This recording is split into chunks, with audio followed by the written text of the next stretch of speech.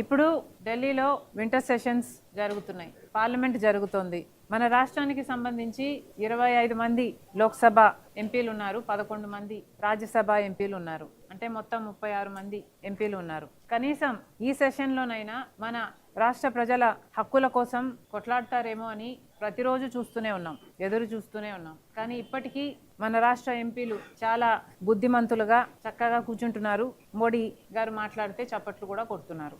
ఇప్పటికీ మన విభజన హక్కులు నెరవేరక 11 సంవత్సరాలు అయిపోయింది. మరి విభజన హామీలు ఆంధ్ర రాష్ట్ర ప్రజల హక్కు అన్న విషయం మన ఎంపీలకి నిజంగానే గుర్తులేదో, లేకపోతే గుర్తున్నా పట్టించుకోరో, గుర్తు లేనట్టే నటిస్తున్నారో మాకైతే అర్థం కావటం లేదు. ఎందుకంటే రాష్ట్ర ప్రయోజనాల కంటే వీళ్ళ రాజకీయాలే వీళ్ళకు ముఖ్యం అనిపిస్తుంది.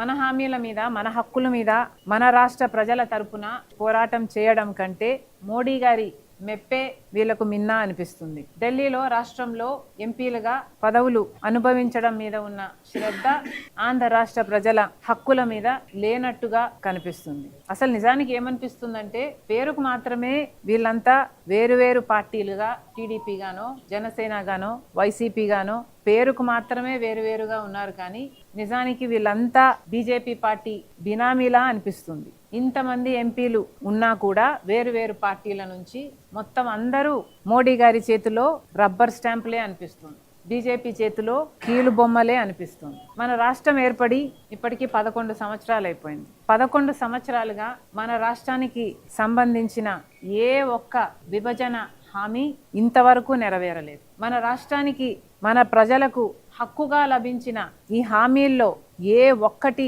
నెరవేరకపోయినా ఎవ్వరికి పట్టనట్టే ఉంది. ఎందుకంటే ఎవ్వరూ కనీసం మాట వరుసకు కూడా మన విభజన హక్కుల గురించి మాట్లాడటం లేదు. 2014లో అంటే 11 సంవత్సరాలు క్రితం 2014లో మన రాష్ట్రం ఏర్పడినప్పుడు ఒక చట్టం, విభజన చట్టం ఒకటి ఏర్పాటు చేస్తే దాంట్లో భాగంగా ప్రత్యేక హోదా 5 సంవత్సరాలు ఇవ్వాలి అన్నది ఒక హామీ. అలాగే పోలవరం ప్రాజెక్టు జాతీయ ప్రాజెక్టుగా పూర్తి చేయాలి అన్నది మరొక హామీ.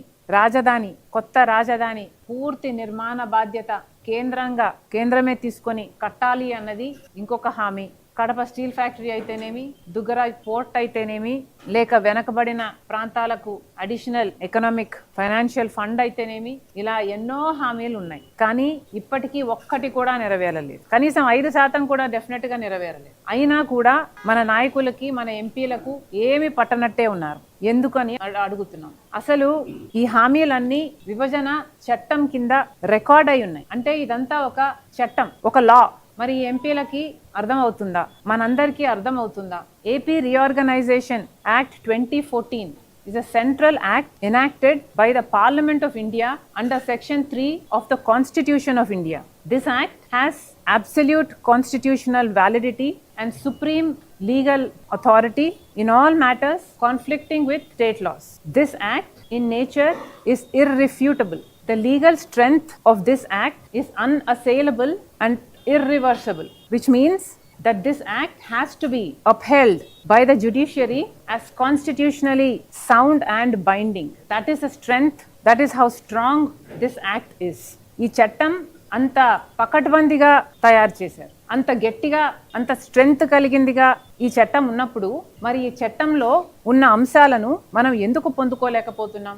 ఇవన్నీ మన హామీలు అయినప్పుడు, దానికి ఒక చట్టబద్ధత ఉన్నప్పుడు మన ఎంపీలు కానీ, మన నాయకులు కానీ వీటి కోసం ఎందుకు పోరాటం చేయటం లేదు? మనకు అవసరం లేదా? ఇవన్నీ మన బిడ్డలకు అవసరం లేదా? మన రాష్ట్రానికి అవసరం లేదా? ఇప్పటికే ఇంత నష్టపోయిన ఈ రాష్ట్రానికి ఈ హామీలు ఎంత ముఖ్యం, ఈ హక్కులను సాధించడం ఎంత ముఖ్యం. కానీ నిజంగానే మన నాయకులు, మన ఎంపీలు తగినంత పోరాటం చేస్తున్నారా? కనీసం మాట్లాడుతున్నారా? రాష్ట్ర ప్రజల హక్కుల కోసం, మన హామీల కోసం కనీసం మాట్లాడరు. కానీ ఆహా మోడీ, ఓహో మోడీ, డబుల్ ఇంజన్లు, విజన్లు, వంకాయలు అని పొగుడుతూనే ఉంటారు. మనకి చీమ కుట్టినట్టయినా లేదా? మీకు బాధ అనిపించటం లేదా? మనకు చట్టంలో లా ప్రకారంగా మనకు రావాల్సినవి మనకు రాకపోతే అవి సాధించాల్సిన బాధ్యత, ఆ భారం మీ పైన లేదా? ఎందుకని మాట్లాడటం లేదు? ఎప్పుడైనా రాష్ట్ర విభజన హక్కుల మీద కానీ, హామీల మీద కానీ పోరాటాలు చేశారా? ఎంతసేపు అక్రమ బీజేపీ బిల్లులకు మద్దతిస్తున్నారు, గొర్రెల్లా తలూపుతున్నారు. మరి రాష్ట్ర ప్రయోజనాలు, ఓట్లేసిన ప్రజలకు మీరేమి సమాధానం చెప్పాల్సిన అవసరం లేదా?